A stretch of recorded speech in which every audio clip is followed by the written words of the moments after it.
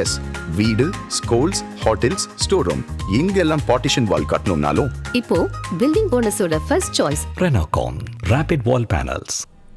2025 இந்தியாவின் மின்னணு பொருட்களின் ஏற்றுமதி முதல் முறையாக 4.15 லட்சம் கோடி ரூபாயை எட்டி சாதனை படைத்துள்ளது என்று மின்னணு மற்றும் தகவல் தொழில்நுட்பத்துறை அமைச்சர் அஸ்வினி வைஷ்ணவ் தெரிவித்துள்ளார்.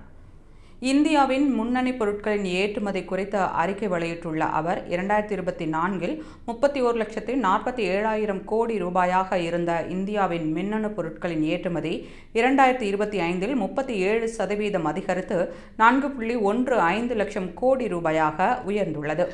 இந்தியாவின் மொத்த மின்னணு பொருட்களின் ஏற்றுமதியில் PLI திட்டத்தால் மட்டும் கிட்டத்தட்ட 27 லட்சம் கோடி ரூபாய் மதிப்பிலான ஏற்றுமதி நடந்துள்ளது.